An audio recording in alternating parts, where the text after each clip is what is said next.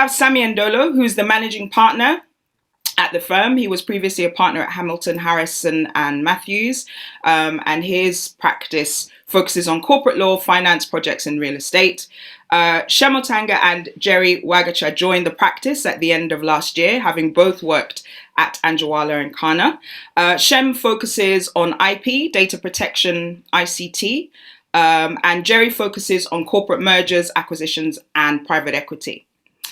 Sammy, Shem, Njeri, welcome to LGC Pulse. Let's hope we can get you all back on. Right, let's see. Oh, excellent. Okay, nothing like a bit of technological challenges to get the blood running. So welcome, gents and ladies. It's great to have you on the platform. I'm super excited about this interview because I'm very keen to learn more about your journey and just to hear about the wonderful work that you're doing. So why don't we kick off, Sammy, with you telling us about the firm. How old is the firm? How did you get started? And how did the partnership come together? All right, thank you very much, Cynthia, and good afternoon to everybody. It's a pleasure to be here, and I look forward to having an engaging discussion with each and every one of you. So, Cynthia, how the firm started was, I would say, maybe quite providential, unexpected. You know, when I started off in my career as an advocate, as a lawyer, I never thought I would have my own law firm. But I think when the time came, it just felt right to start. And so I joined up with two other partners, and we started off the law firm about 3 years ago. So I would say it's been quite spontaneous and quite serendipitous, you know, and you know, we're quite happy about the growth and progress we've had so far. And how many partners? You said you started with two other partners. So how many partners do you have now altogether, or how many people are in the partnership? We're now five. We're now five partners. We started off as three partners. Okay, that's great. Yes. And so what is the overall vision or objective? And maybe this is a question for those of you that are newer to the firm, a bit of a test for you. But you know, what's the vision? What is it that you're doing that's different? I'll answer that. I think that the vision is really to provide the best legal services that we can in a very modern way. I think, you know, maybe I would say Africa has been behind the curve in modernizing legal services. We still have a very old school view of how legal practice should be done. And what we're trying to say is that we're young lawyers coming together to give the best of the best in a modern environment. You know, it doesn't have to be stuffy. It can be quick, it can be efficient, and really that's what we're trying to do. Yeah. And just, you touched on the point about being young. So if I may be as facetious as to ask, what's the average age amongst the partnership? What's the demographic? I would say it's we're in the 35 to 40 bracket. Very young. So we're quite young. We're quite young. Is that young? No, I'm joking. I'm in the 35. I'm in that bracket, so I'm saying very young. Well, personally, I'm in the 20 to 30 bracket. But wow. You know. Good stuff. So, I mean, tell me about the culture within the team. Obviously, given that, you know, you guys are fairly youthful, you've come from firms that are already doing really, really well and are well reputed within the legal market. What kind of culture are you building within your team? Yeah, so Cynthia, the kind of culture we have is just a relaxed environment, very collegial, a lot of teamwork. I would like to think of it as a happy place to work, because if you spend a lot of your living life working, it needs to be a place that's nice and enjoyable. So that's what we're trying to achieve here. So a relaxed environment, but at the same time very serious in terms of what we do. Yeah. So, and then even in terms of our culture, it's, you know, we have a principle that we call PI, which is personal service, integrity, and excellence. And so we try and, you know, integrate that in all our actions and all our activities. But I would say it's just a nice, you know, nice, friendly place to be. No, that's good. And so, you know, I know that you all came, as I mentioned, from well-known firms, well-established firms, you guys seem to have achieved quite a lot within a short space of time. Describe for those of us that are less familiar with the Kenyan legal, law firm universe, what does that look like? What is the scale, and where does Kieti fit in, given that you're a boutique firm? Yeah, so I think Kenya is a former UK colony, and obviously we follow Commonwealth UK law in general. So the habits and the type of law firm that we have been used to in this market is very old school British type of law firm, where it's very hierarchical. It's a formal environment, and the work is partners down to juniors, so they're very used to that kind of structure. Of late, and as times have moved on, there are people who have gone to the UK, gone to the US, come back to Kenya, and developed a practice or try to modernize their practices. So where me and Shem have come, or where Sammy was before, are law firms that are in a transitional phase of delivering services at a higher standard in a modern type of way. And what we're doing, you can find a lawyer in Kenya. With lawyers are many. And of course, you can find a lawyer to do everything that you want.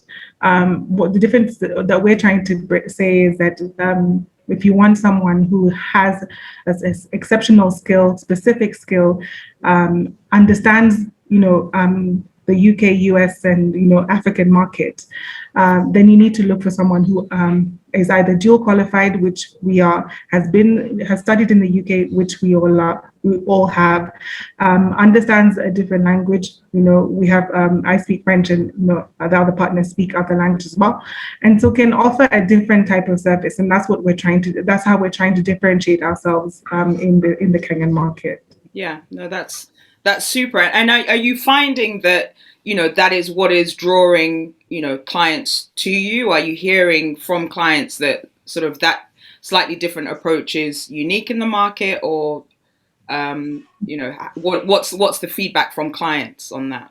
I think definitely if you can speak the client's language, they appreciate it. So it works to our advantage. But also I think it's the quality of the work, whatever happens, the quality of the work that you provide must be at a very high level. And that is what will keep the client coming back.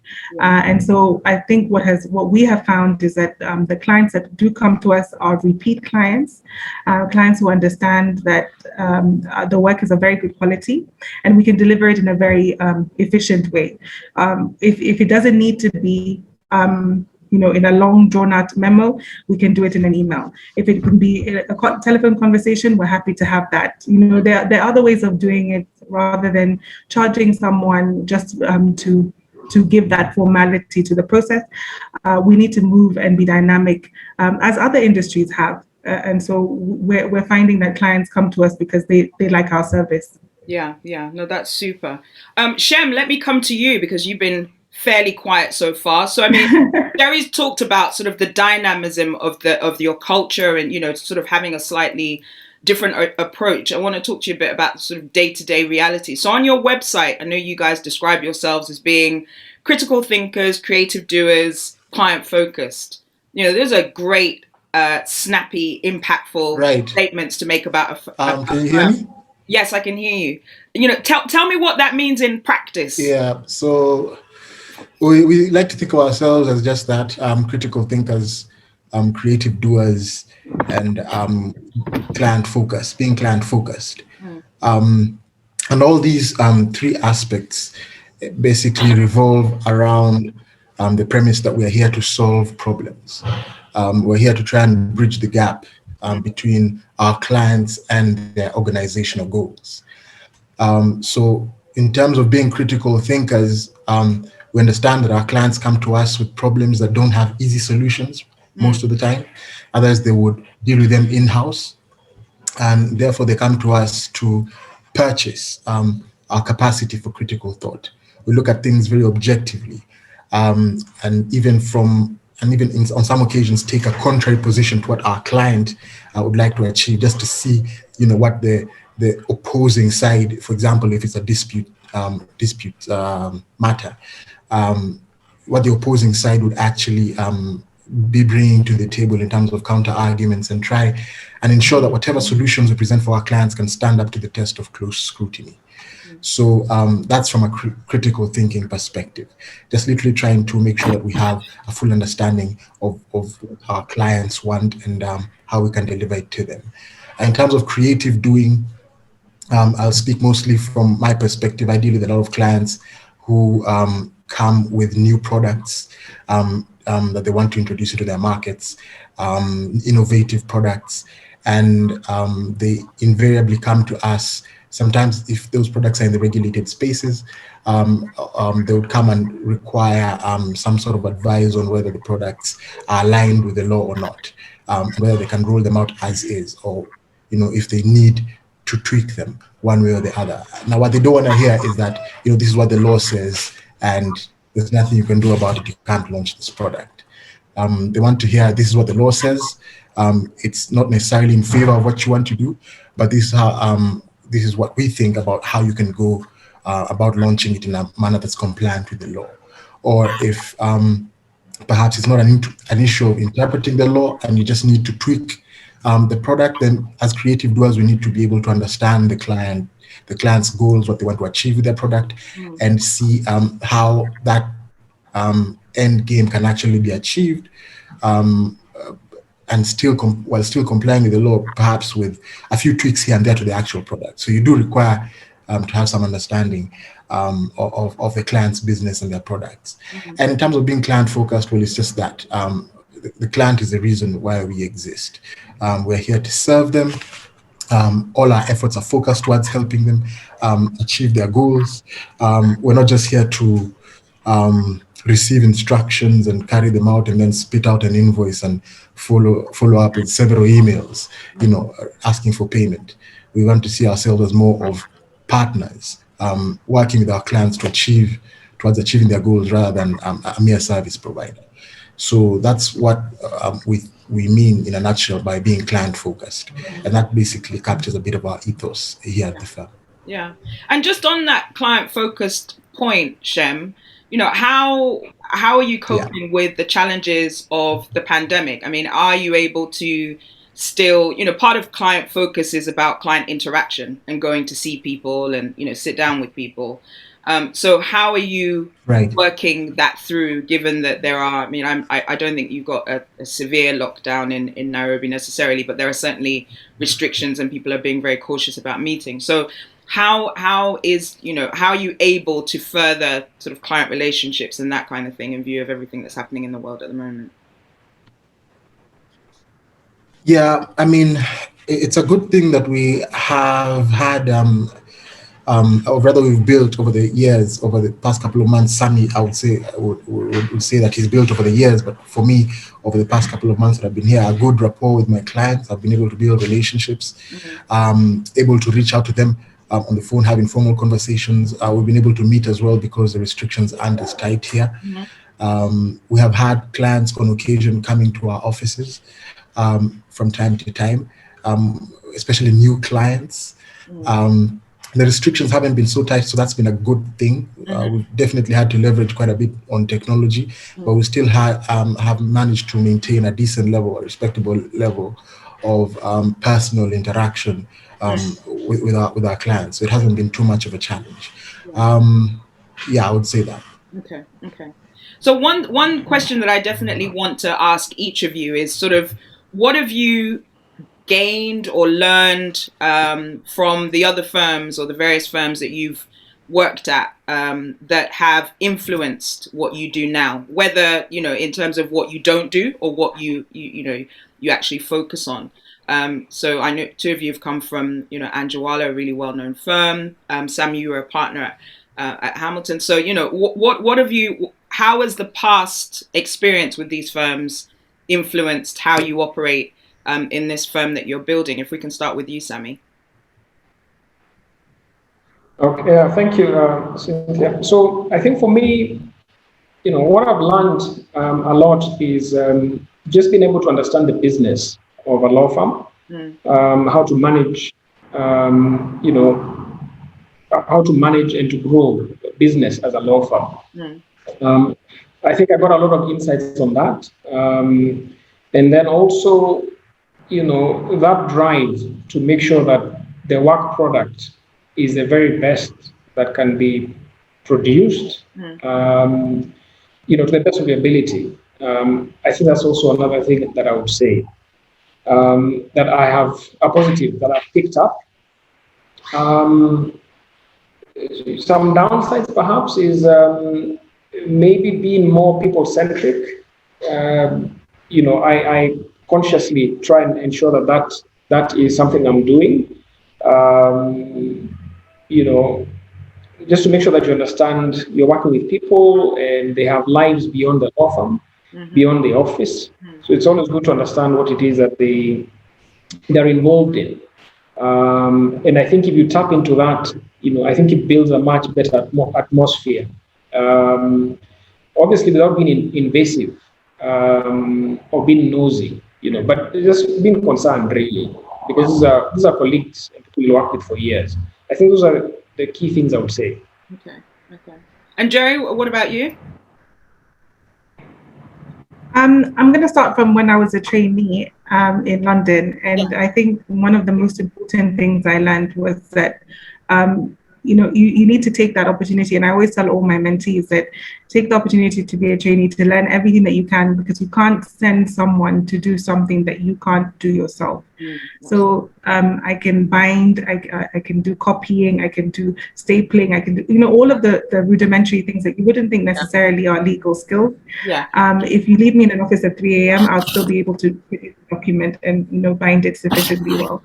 So, and it's an opportunity, when you're a trainee, it's an opportunity for you to really do all of the things, so that if you're in the shoes of an associate sending someone to do something or asking them to do a task, you've been there. And I think Sammy and I both carry on that tradition now. Sammy was doing some forms yesterday, and he was saying, I need to test it out myself, so I know when I'm asking someone to do it, I've been there, I've done the painful process myself. And I think that's just also part of our firm ethos. We're not going to be those people who will, those partners who will just be telling you do something we have never done ourselves. We need to be as hands-on as our associates.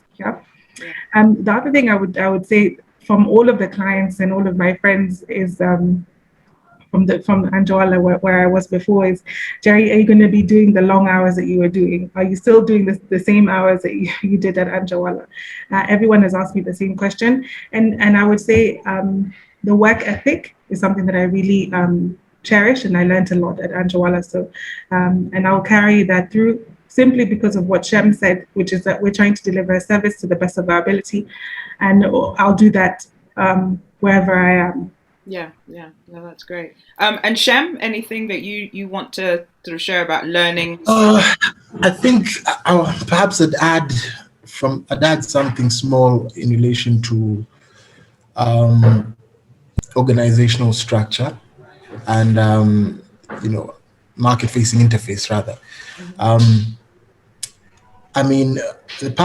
The other firms that I've worked for, Dentons and as Njeri said, Anjawala, have taken a regional complexion, and they've invested quite a bit into spreading their networks across the continent.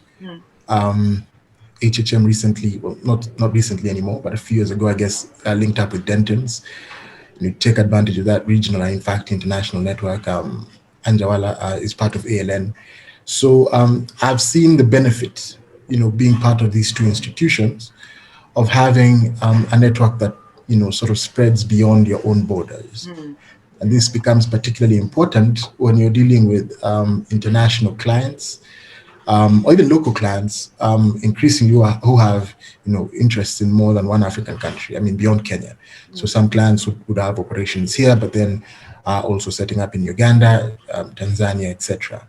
And invariably in-house counsel tend to look for, a one-stop shop, one person that will sort out their legal problems across the region. So being able to know lawyers in different jurisdictions and to work with them and to understand how they operate, and understand the quality of work that they deliver, so that you're then in turn able to turn to your clients and say, yes, I have the capacity across XYZ jurisdictions is critical. Yeah. Increasingly becoming more and more important. Thanks to ILFA, I've got quite a few friends across the continent. Yeah. Thank you very much, Cynthia. I've reached out to Nania in Ghana quite a bit. And Sammy has his own network as well, being an ILFA alumni. And Njeri has worked extensively with a number of lawyers in very many jurisdictions across the continent. So we have a very good network, and we're confident that we're able to provide pretty much seamless service across a number of key jurisdictions, at the very least, on the continent. Yeah. No, that's great. And that's obviously evident in the fact that you're, attracting this level of attention. I mean, that comes from having interesting and worthwhile networks that you can leverage. So let's talk a bit about technology, because I know we've touched on it a bit in the context of, client development and the realities of the pandemic. But for me, one of the things that caught my eye and was part of why, we even started having this discussion was because of the interesting things that you're doing. So Njeri, I know you do, your Njeri Talks, the podcast. Talk to me about the technology that you use, and what ways are you using tech innovation as part of the practice that you deliver now? I think the first thing to say is that we're very fortunate in Kenya that the infrastructure has been there for a while for good internet service and good connection, phone connection, internet connection, all of those things. Connectivity has not been a problem. So actually in the pandemic, talking to people abroad has not been an issue at all. In fact, the Wi-Fi is sometimes better in Kenya than it is in other countries. So I think we've benefited from that a lot.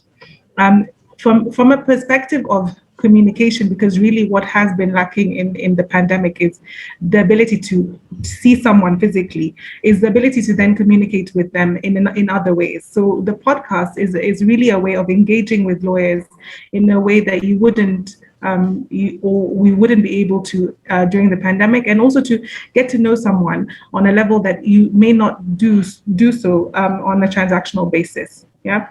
So just talking to them, being in the same room or them being in another room, and learning about them is something that, I think a lot of the audience has really appreciated. And I think we've gotten a lot of good feedback on that. For the work purposes, I think benefiting from, SharePoint and cloud services or AI services has really been helpful in dealing with data rooms and sharing documentation. Recently, a client of mine has been using Google to everyone shares the same portal and works on the document at the same time. Those are things that we haven't really seen before. Before, it's been very much you track the document, send it across, and then the other person comes back with their track changes. We're seeing much more live review and ability to comment and seamlessly turn a document simultaneously with the other person. So there is a lot of technological innovation that is going on that will affect us, and will make sure that we're able to provide a service that is much more seamless, much more efficient and quick to meet clients' needs. Shem, I don't know if you want to add to that. No, I'm Njeri, you're too humble to talk about your podcast. I'll do so on your behalf. I'm quite excited about it. Just in terms of having a client interface and really a societal interface, putting a human face to the practice of law. I think we've been able to leverage quite effectively over the past couple of months on tools that are available to the public generally, digital tools like social media, your LinkedIn, your Facebook, etc. The use of Njeri's podcast, for example, to address emerging issues. We've been able to host some excellent guests on the podcast, and to not just to discuss the technical aspects of the law or of whatever sectors the guests operate in, but generally also to have a look at them from a human perspective. What's their journey been like from a professional perspective? What hurdles have they faced? What advice would they give to professionals that are starting out their career, etc. And from the feedback, we think it's something that has been lacking in terms of the podcasts that are out there, because we as lawyers tend to really, hit the technical aspects of the law and say what the provisions of the law are and what is allowed and what's not. But I guess giving that within the context of rather in a more palatable manner, I would say, has been useful. And is one of the ways we're leveraging on technology and the digital infrastructure around us to sort of just reach our audience. Yeah, no, I mean, I think you're all being very humble in terms of talking about the podcast, because you've had some amazing guests. I know the last guest was head of legal for Google. Is that right? It's the next one. Oh, so the fourth episode is head of legal for Google. We've had some amazing guests actually, and people who are clients or who reached out to, who have really been willing to engage with, their audience really, because we're there to provide a platform for them. And really, for me, it's very interesting learning about how people have come to their legal careers, what they're doing in their work, and what Shem said is exactly that. Rather than having the cold hard legal information on paper, getting it in a more palatable form, and understanding what fintech is, understanding how a PE transaction works when maybe you've been too intimidated by the subject, understanding how Google is using their platforms and data privacy issues. All of those things are really interesting when spoken about rather than perhaps when read. No, brilliant stuff. So tell us, for anybody that doesn't know, tell us what the podcast is called and where they can get it, please. Okay, so it's available on Apple, on Spotify, on LinkedIn, or on our link on our page on LinkedIn, at our website, on Anchor as well, and it's called @Njeri Talks. Excellent. Which is my name, Njeri. I'm a big fan, so I've been listening in. Hence me being excited about the one that hasn't happened yet, because I saw that and I was like, yep, definitely tuning in for that stuff. Thank you, Cynthia. We've had such good feedback. Thank you so much. Good stuff. So let's talk. I mean, we've talked about a lot of positives, and I know, it isn't always positive. Sometimes this stuff is just hard work, right? You're being an entrepreneur, building a business from the ground up. So what has been the most challenging part of what you're doing so far? Tell us what's been really tough about being a startup. Sammy, if I can pick on you. Yeah, sure. I think that maybe two things for me. I think the first one is just getting the right kind of people to join the firm. People who can see the vision, who can buy into the dream, and who understand that we're going somewhere. We're shooting for the moon, but we're building the rocket as we are taking off. So just getting someone to appreciate that and remain committed to that cause. I think that's the biggest challenge, because you find there's a huge disconnect. You find that the people that are very highly talented can be very impatient, and they are demanding the best right now. So getting that mix between the right talent versus someone who's committed and loyal has proved to be very, very difficult. Over time, obviously, we are finding it easier. I think we're also getting better at identifying the talent, which also helps. We're getting better at retaining the kind of talent we find. So I think maybe that is an initial problem, but I think it has been an acute one at the start. I think the other one is, like there's a proverb that says a good name is more desirable than riches, but you find that it's the reason that a good name is a good name because it takes time to build. Yeah. Right. So when you go out marketing and you're going out telling people, we can do this for you, we have these capabilities, you find that there's quite a bit of hesitation. You have to, provide a lot of reassurance, a lot of comfort to them that you will address their problems in the way that they expect them to be addressed. And you find that they're relying on not the firm as such, but the individuals within the firm to say, fine, it's a new name, but I know Sammy, I've known Sammy for 10 years, I know he'll come through, So that aspect as well, where you have to, put the name out there and grow the business, it can be at times frustrating because you want people not to ask,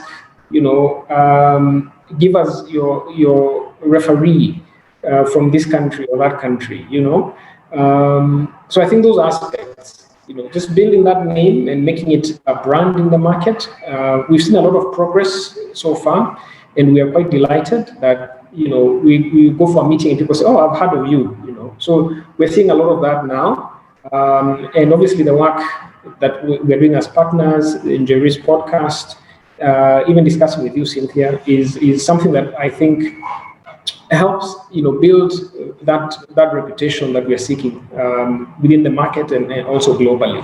Yeah. And just, I guess, tied to that, what would you say that you wish you'd known before? What is it that you know now that you wish you'd known when you started?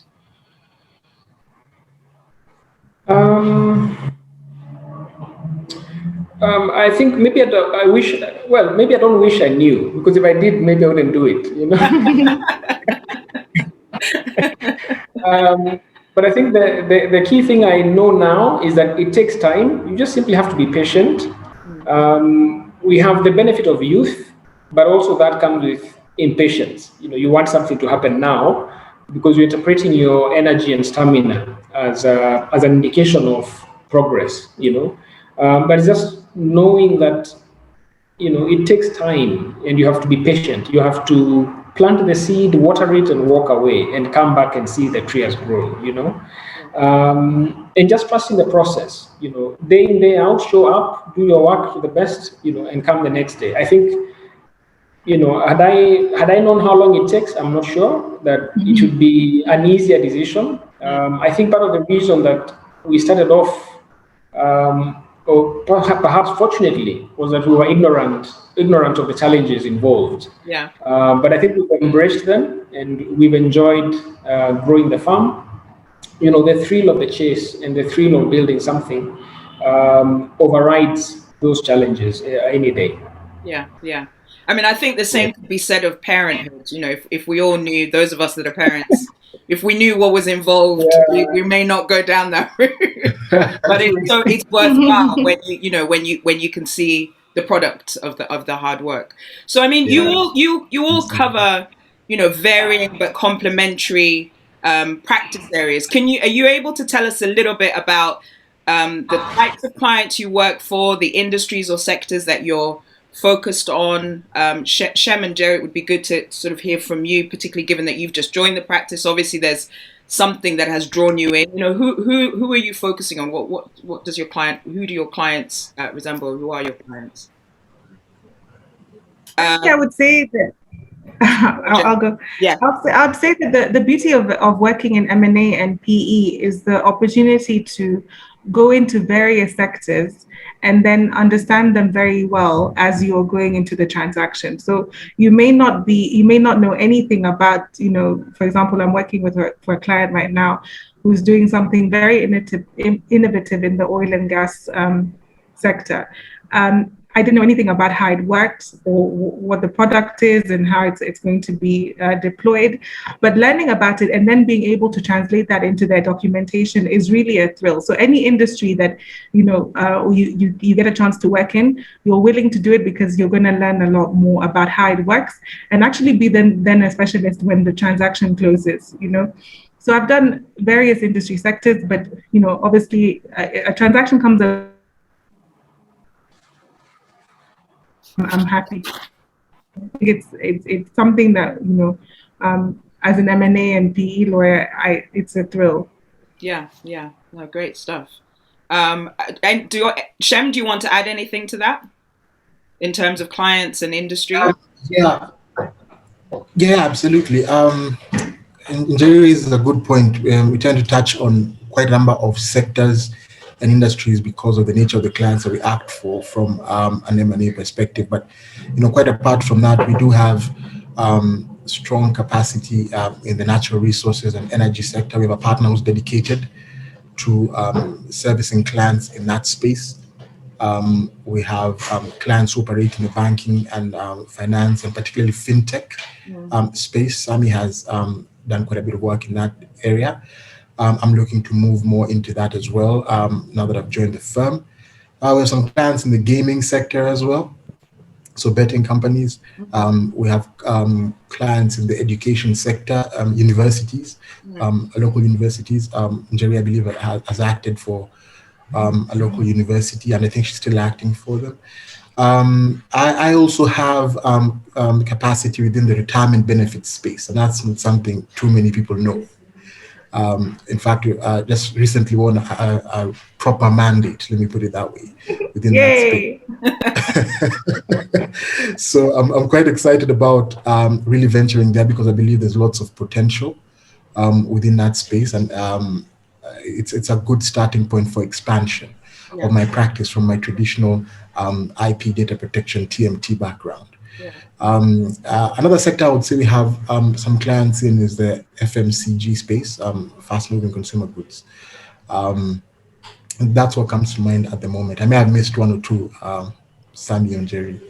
Well, it sounds like you're as busy as you can be. So no, it's great stuff. Let's talk a bit about sort of your marketing, because one of the things that I know our audience will be really curious to understand is, how have you achieved this? Like, you guys have been recognized not that long ago as the best boutique corporate law firm. Your name seems to pop up on various things. You seem to be punching well above your weight. So what is the go-to-market strategy? What are the key ingredients that make this thing run? What is it that you're doing that everybody else may not be doing? Talk to us about that. If we can start with you, Sammy. So I think, thank you for that. I think the main thing I find is that you have to regularly reach out to your clients, but without being overbearing. So we do like regular client articles. We've been doing podcasts with Njeri now. We're also venturing into video. I think there's nothing as strange as seeing yourself as you talk, recorded. So I'm still experiencing that and getting used to seeing myself and hearing myself. I find it quite strange, but I understand even people in Hollywood have the same experience. So I comfort myself and say, I just need to get over that discomfort. But I mean, above everything, really, is just being able to provide a good service to the client. Being dependable, being reachable. We've had experiences where, the demographic in Kenya and most of East Africa, and largely Africa, really, is quite young. And so I've had a number of instances where a legal manager or head of legal has called and said, can you help me with this problem? I'm not even on the transaction, but they feel comfortable enough and they know it's okay to call me and just get a second view. And when you ask them, why did you call me? They'll be like, okay, because you're young and I've been seeing you around and, I thought you have expertise in this area and I can't call Mr. X, who is the partner on that deal. He's quite senior. So you find that, when you put out yourself and people understand the kind of work you do, on a regular basis, not too much, on a regular basis, and just being available and accessible. I think that for me, I've seen is the main, the main difference that's there. Yeah, great stuff. And Njeri, do you want to add anything? I think you have to be willing to give advice without expecting an instruction. You can add value. If someone asks you for advice, you can be willing to give that advice pro bono, or even ad hoc advice to people in your network, and you find that they will then refer you to other people, simply because it's not necessarily about the instruction. The connection sometimes is more important than the instruction, and it can lead to further to a bigger or an instruction in the future. So I think just being accessible and willing to give a freebie once in a while is not a bad idea. Yeah. And that actually leads sort of very nicely into my next question. So I know that you guys do a lot of work. You're not just giving one or two freebies. You know, you're actively supporting NGOs and social enterprises that are actively involved in social change. Talk to us about some of that. You know, why are you doing that, and what kind of work are you doing on that front? Yeah, no, thanks, Cynthia. So we've been on a member of Trust Law. They're part of the Thompson Research Group. Yeah. Mm-hmm. Yeah. And, you know, I've been involved with them for more than 11 years now. So, and they tell me we're the most active law firm in this region. Wow. So I think for us, because as lawyers, we can be extremely busy. So we may not have time to go and visit a home or give out some food or whatever. So what it is that we have to give is our time and our knowledge. And so I normally tell them that for us, that is our give back. That is our corporate social responsibility. And that's why we take it as a firm to be very active and to be, you know, we expect that everyone should participate in providing their time and their expertise. So we help a lot of NGOs, non-governmental organizations. We also help a lot of social enterprises, but primarily those that come through the Trust Law network. We also find that some of them end up being clients or they refer other people to us. So it's not just pro bono always, because ultimately it could translate into some form of business. And also they have a huge network within Africa and globally. So on some transactions, we actually do get to interact with international law firms and also law firms within Africa. So I think it's quite a good space that extends just beyond pro bono for us. Yeah, well, that's great to hear, and sort of hearing from Trust Law that you're, you know, one of the most active firms on that front must be incredibly encouraging. So I'm very conscious of time. I know I could speak to you guys all day long, but there's a couple more questions that I want to ask you, and then I want to see if our audience have any questions for you. So one of the last things I want to ask is, what's your ambition for 2021 in terms of the firm? And as part of that, what do you predict for legal services in Kenya over the next year? You know, so, you know, specifically to your firm, what are your hopes, but what do you imagine will happen in the Kenyan legal landscape over the next 9 months or 12 months? Shem, if we can start with you.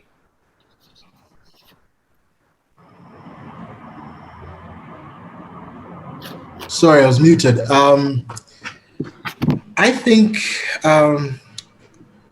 2020 was a very challenging year, goes without saying. A lot of clients, a lot of organizations had plans for the year at the very outset, but they never got the opportunity to roll out. They had to hold back for obvious reasons, travel restrictions, COVID-19 containment measures quite significantly impacted commercial operations all over the world, including here in Kenya. But as time has gone by, as developments have occurred in terms of coming up with a vaccine, as countries have built up their capacity to manage the pandemic a bit better. I know things sort of go up and down, you know, you're in lockdown, out of lockdown, you know, numbers are down, numbers are up. But by and large, we are getting to understand the disease a bit better. And with that, our capacity to manage it is improving. And going along with that is that, you know, investor confidence is coming back. People a few months ago realized that, you know what, we have to get on with it and learn how to live with this and still move on with our commercial enterprise and our work. So I foresee that a lot of the work that was sort of held back in 2020 will sort of spring forth in 2021. I see a rebound coming.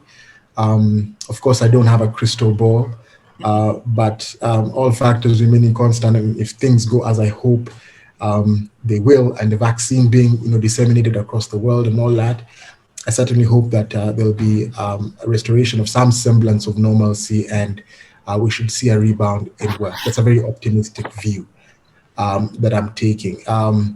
Again, in terms of prediction for legal services, I would imagine that there would be an increased uptick in technology, building on what happened last year and with COVID, and people being forced to rely more on technology to build efficiency and competitiveness. Especially with growing interest in the Kenyan and East African market from international players. We've had Clyde & Co setting up office a few months ago, or maybe a few weeks ago. ENS Africa came to Nairobi, perhaps in the last 2 years, I think. I forget the exact date. But I mean, local players are going to have to adopt tech more. And I think tech has become more palatable for law firms that had traditionally taken a more reserved, more brick and mortar approach towards their practice. So I see a rebound coming, and a bit more in terms of uptake of technology within the legal practice field. Yeah, great. Thank you. Njeri, to you, same question. I think for legal services, it's really about harmonizing, being a one-stop shop. If you're able to work in all jurisdictions, if you're able to provide a seamless service, clients are looking more towards that kind of service. So it will be important for law firms to be able to deliver not just in Kenya, but in East Africa, for example, and even in Africa as a whole. So working together. So collaborating with African law firms, being able to provide a seamless service will be the first thing. In terms of practice, it's a good time during economic downturn to amalgamate. So M&A should be busy. Private equity firms looking to make investments in Africa should be busy as well. Insolvency should be busy. A sector as well. Litigation is always up during times of distress, and so for lawyers, it's a perfect. Is it called a hunting ground? Is that the wrong word? Yeah. For work. Yeah. What will make the difference for law firms is really the ability to give a quality service, and not. And for clients to identify who can do the work for them and who can do it the best, and not just rely on word of mouth. Really look into who you're instructing for that particular instruction that you're looking for. Yeah, great stuff. And Sammy, finally to you, same question. Yes. I think 2021 presents a lot of opportunity. I'm always seeing the glass as half full. So, in addition to what Shem and Njeri have said, I think it just presents a lot of exciting opportunities for those who are resilient and willing to just get on with the business that they're doing. So I think it's not the time to retreat. It's not the time to hold back. I think instead, 2021 presents an opportunity for actually, a catalyst event for people to be able to grow their businesses, even despite, the circumstances that we're in at the moment. Yeah, good stuff. So I want to thank you for those. Thank you for those responses. So I have one. Well, I'm going to try and combine it into one question. I'm going to ask you a question about looking back, and also, what would you do differently? Well, before I ask the question, I just want to invite those that are listening in. If you have questions, please do put them in the Q&A. And I will read them out once I've asked my final few questions. So what advice would you give your younger self? I mean, given that you're all fairly young, but you're much younger self. What advice would you give? Let's start with Njeri. I would say everything works out the way it should. I know that I was an extremely stressed out and worried undergraduate, masters, and law school student. When in that transition, when you're trying to look for a training contract, when you don't know where you're necessarily going next, when you're looking for your first job, or when you're a trainee in your first job, I think I would just say to relax, and everything works out how it should. And everything, it may not seem as if it's going the right way, but it will, and you just need to take the time. Yeah, thank you. Sammy, what advice would you give a younger Sammy? Yeah, perhaps not necessarily to myself, maybe just to mention something I tried to apply as a younger self, and I think it made a difference. I think I would say don't focus on the money, focus more on the learning. So I think the environment where you are being stretched intellectually, where you're growing as a lawyer, is more important. You can't put money on that. So I think, sometimes we're employers now, so we have that experience where people focus slightly more on the money, and I think it's not important. It's important, but not that important in relation to what you're getting out of the experience. I think would be my advice. The money comes eventually. Shem? I'd say be deliberate about overcoming your fears and your inhibitions when it comes to pursuing the things that you feel inclined to do, or things that you feel that you naturally gravitate towards within your career or whatever it is you're doing. I think fear holds us back quite a bit. Fear stops us from discovering the potential that is within us, because our potential is invariably drawn out when we step out of our comfort zone and take risks. But as I say, nothing ventured, nothing gained. If you're always restrained by your fear, you might never get to know who you truly are and what lies within you. So I'd definitely tell the younger Shem to be more deliberate about confronting fear and taking steps towards what he wants to do. Brilliant. Thank you so much, all of you. So we've had one question come through, which let me just read it out. So it says, as a startup law firm, what is the single thing that you are doing to keep growing? Sammy, if we can pick on you. Yeah, it's an interesting question. I think it's just showing up. Really, I think don't get comfortable. I think you find that every day you have to come out and do the best that you can. You cannot afford to rest on your laurels simply because you've landed on a panel or two.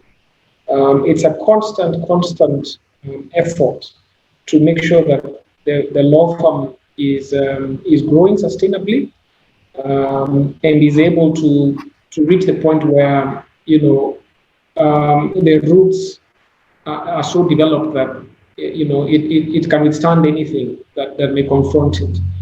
So I think it's just that you have to constantly show up. You may not see through the muck or through the smoke, but you just have to believe in your heart that what you set out to do is going to be achieved, and just be unrelenting.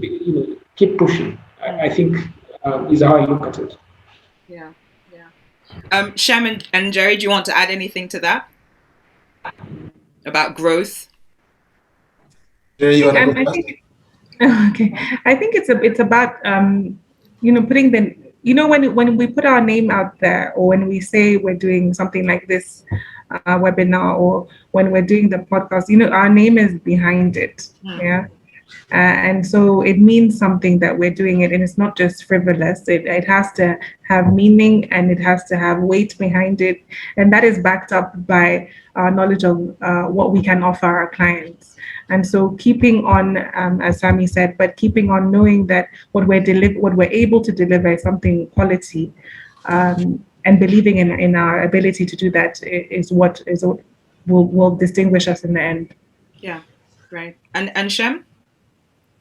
Yeah, just to add on to that, I mean, the legal profession is really the people business, right? You're in the business of interacting with people, and sometimes as an associate, you sort of lose sight of that because you have a steady flow of work coming to your desk, and you report really just to your partner, and you might have some client interaction, but there really isn't a great emphasis on you as an associate going out to win work.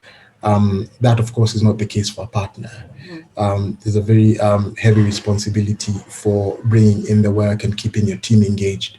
And you quickly discover that you've got to be a people person. People give work to lawyers that they know, that they trust, and they like. And that really is all about building a relationship with them, finding out what their needs are, anticipating their needs, supplementing, the work that you do for them with value added, sort of service on top, and just going the extra mile for them to make sure that whenever they need legal service, you're the name that comes to mind. So that for me has been a key aspect. Relationship building has been a key aspect of being the go-to person, the go-to lawyer for my clients, and generally building the practice and growing the firm. Yeah. We've had one more question, and I will make this the last question, but I think it's quite an interesting one, given how many comments we've made about sort of, being youthful and having a different approach. So the question is, why do you think that the legal market is not really user-friendly to young advocates? I would almost reframe that and say, do you think that the legal market is not, sort of welcoming to younger advocates? Yeah, maybe if I can answer that to start. I think I started off to say that the focus should not be on the money, and it's because I understand how the market is at the moment. Obviously, people want to be paid well and paid what they think is right for them.